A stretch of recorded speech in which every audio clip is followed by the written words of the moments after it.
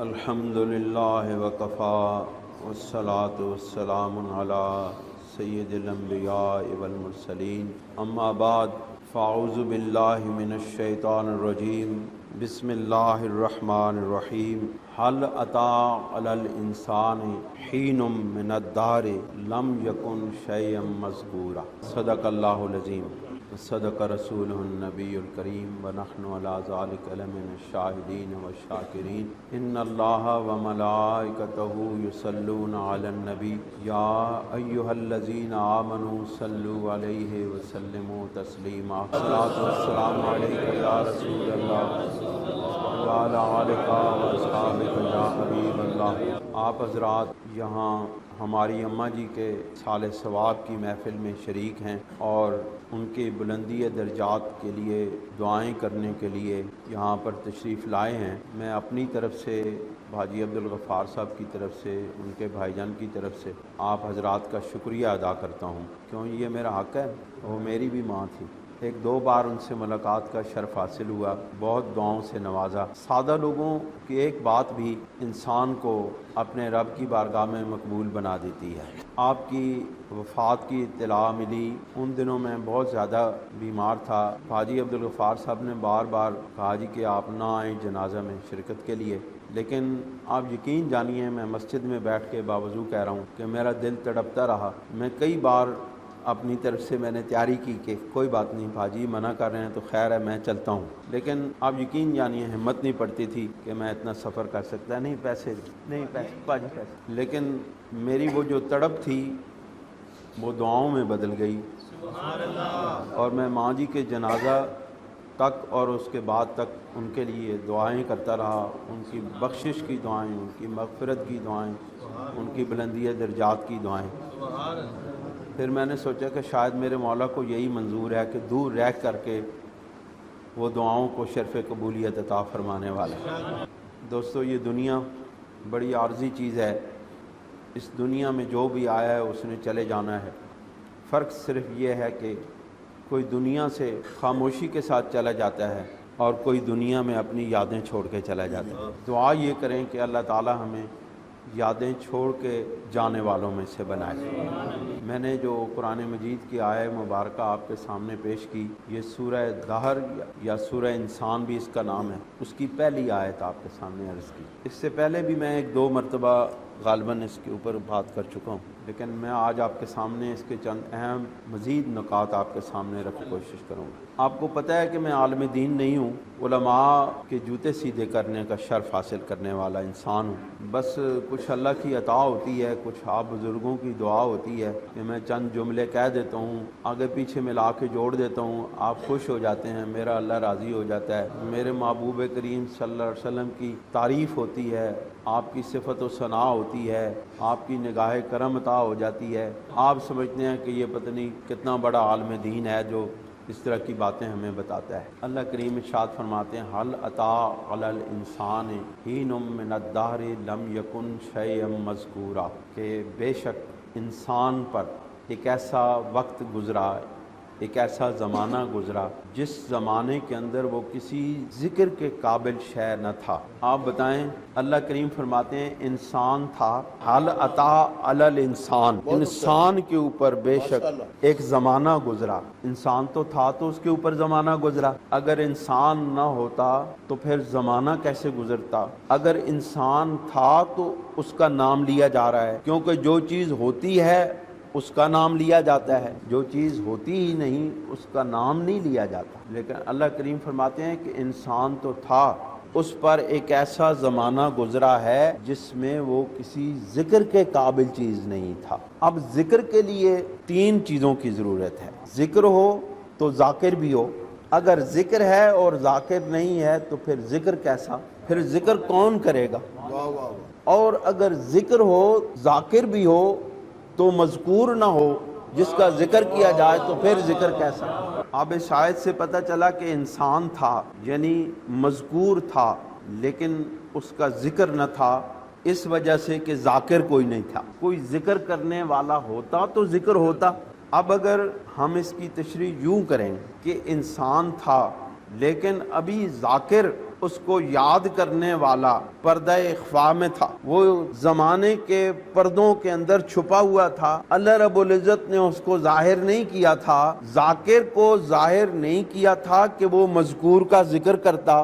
اب اللہ رب العزت نے پردہ اخفا کو چاک کیا اور ذاکر کو سامنے لے آیا محمد مصطفیٰ کی صورت میں۔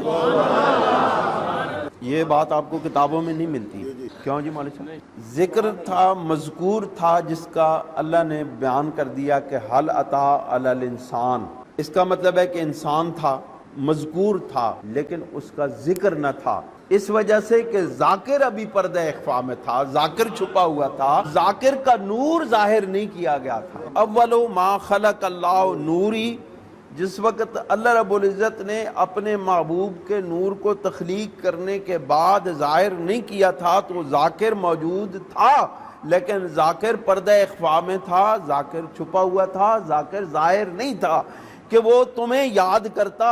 اللہ کے بندو، یاد کرنے والا آیا تو تمہیں کسی نے یاد کیا۔ اب اللہ رب العزت نے جس وقت ذاکر کو سامنے کیا تو مذکور نے جب اوپر آنکھ اٹھا کے دیکھا کہ ذکر کون کر رہا ہے، میرا ذکر مجھے یاد کون کر رہا ہے، جب نگاہ پڑی تو دیکھا کہ رسول اللہ ہمیں یاد کر رہے ہیں، ہمارے ذکر کر رہے ہیں۔ اس کا مطلب ہے پہلے رسول اللہ یاد کرتے ہیں، پھر امتی یاد کرتا ہے۔ امتی کو یاد مصطفیٰ اس وقت ہوتی ہے جس وقت ادھر سے اذن عطا ہوتا ہے، جس کو وہاں سے اذن نہیں ملتا یاد کا، وہ مصطفیٰ کو یاد نہیں کرتا، وہاں سے اذن آتا ہے، امتی مصطفیٰ کو یاد کرتا ہے، اس کے درجات بلند ہو جاتے ہیں، نگاہ مصطفیٰ حاصل ہو جاتا ہے۔ جب تک نگاہ مصطفیٰ حاصل نہ ہو، جس وقت نظر کرم رسول اللہ کی نہ ہو، بندہ ذکر مصطفیٰ کر ہی نہیں سکتا، بندہ یاد مصطفیٰ کر ہی نہیں سکتا۔ آپ خوش قسمت ہیں کہ آپ کو نگاہ مصطفیٰ دیکھ رہی ہے۔ میرا ایمان ہے، آپ کا بھی ایمان ہوگا، ہونا چاہیے، بالیقین آپ کا بھی ایمان ہے کہ ہم رسول اللہ کی نگاہ کرم کے سائے کے اندر ہیں۔ جس وقت تک وہ نگاہ کرم حاصل نہیں ہوتی، ہم کلمہ بھی نہیں پڑھ سکتے، ہم خدا کو بھی یاد نہیں کر سکتے، ہم عبادت بھی نہیں کر سکتے۔ اللہ کریم نے فرمایا کہیں یہ بندہ اپنے ذاکر کو دیکھ کے کہیں تکبر میں مبتلا نہ ہو جائے کہ میرا بندہ، میرا محبوب امتی کو یاد کر رہا ہے، کہیں اس کے دل میں یہ خیال نہ آ جائے کہ میں کوئی بہت بڑی چیز بن گیا ہوں جو اللہ کا محبوب مجھے یاد کر رہا ہے۔ اللہ کریم ارشاد فرماتے ہیں اتنا غرور نہ کر، تو اپنے آپ کو دیکھ، ذرا اپنی ہستی کو دیکھ کہ تجھ پر اللہ نے کتنا کرم کیا ہے کہ تجھے مذکور بنایا ہے، ذاکر محبوب کو بنایا ہے۔ اللہ کریم ارشاد فرماتے ہیں انا خلقنا الانسان من نطفۃ امشاج نبتلیہ، انسان تو تکبر نہ کر، اپنے ذاکر کو دیکھ کے اپنے گریبان میں جھانک کہ تجھ پر تیرے رب نے کتنا کرم کیا ہے کہ تجھے یاد کرنے والا اپنا محبوب عطا فرمایا۔ انا خلقنا الانسان من نطفۃ امشاج نبتلیہ، بے شک ہم نے انسان کو ایک ایسے جوہر سے پیدا کیا، ایک ایسے مخلوط جوہر سے پیدا کیا جس کے اندر حیات کی تڑپ تھی، جو اپنے وجود میں آنے کے لیے تڑپ رہا تھا۔ اگر میں آپ کو اس کی بایولوجیکل سائنس سمجھاؤں تو آپ کو پتہ چلے کہ اللہ تعالیٰ نے اس آیت کے اندر تمام انسان کی بایولوجیکل جتنی بھی وہ تخلیق کے مراحل ہیں وہ بیان کر دیے ہیں، اور آج کی جدید بایولوجی جو انسان کے وجود کا جائزہ لیتی ہے وہ اسی آیت کے تحت اللہ تعالیٰ نے فرمایا بے شک ہم نے انسان کو ایک ایسے جوہر سے پیدا کیا جو اپنے وجود میں آنے کے لیے تڑپ رہا تھا، ہم نے اس کو مختلف مراحل سے گزار کے انسان بنایا، پھر کیا کیا؟ فَجَعَلْنَاهُ سَمِيعًا بَصِيرًا، ہم نے اس کو سننے والا اور دیکھنے والا بنایا۔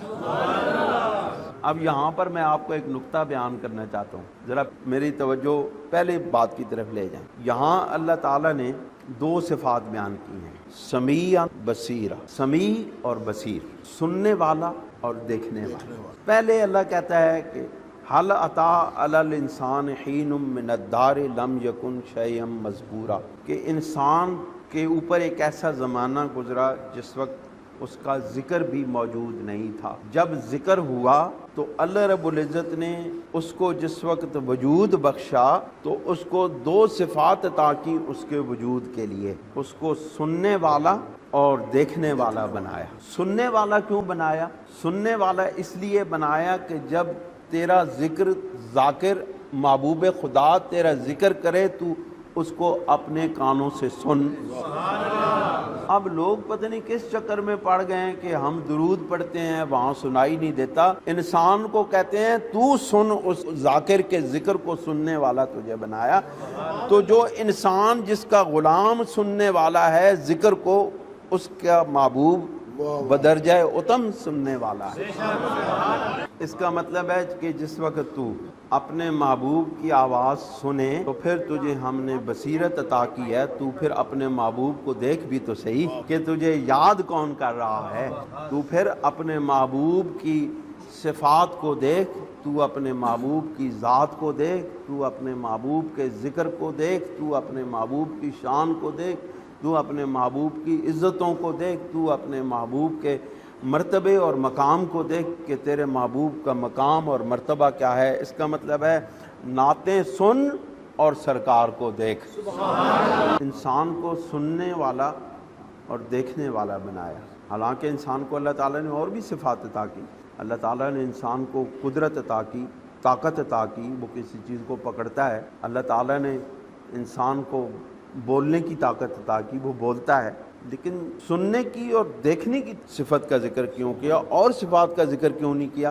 اس کا یہ مطلب ہے کہ اگر رسول اللہ کی ذات کی صفات کو سننے والے کان مل جائیں اور شان مصطفیٰ کو دیکھنے والی آنکھ مل جائے، اس کو زبان بھی مل جاتی ہے، اس کو طاقت بھی مل جاتی ہے اور اس کو دیگر صفات بھی مل جاتی ہے۔ بس یہ ساری کائنات، اختتامی جملہ عرض کرتا ہوں، یہ ساری کائنات میرے مصطفیٰ کے گرد گھوم رہی ہے۔ جس شخص نے اس نقطے کو پا لیا وہ کامیاب ہو گیا۔ یہ ساری کائنات ذکر مصطفیٰ کے گرد گھومتی ہے۔ جدھر سے دیکھو ذکر مصطفیٰ، جدھر سے دیکھو ذکر مصطفیٰ۔ آسمانوں میں ذکر مصطفیٰ، عرش اولا پہ ذکر مصطفیٰ، لا مقام ذکر مصطفیٰ، ارض و سما زمین کی تہوں میں ذکر مصطفیٰ، فضاؤں میں ذکر مصطفیٰ، ہواؤں میں ذکر مصطفیٰ، مومنوں کے دلوں میں ذکر مصطفیٰ، مومنوں کی زبانوں پہ ذکر مصطفیٰ۔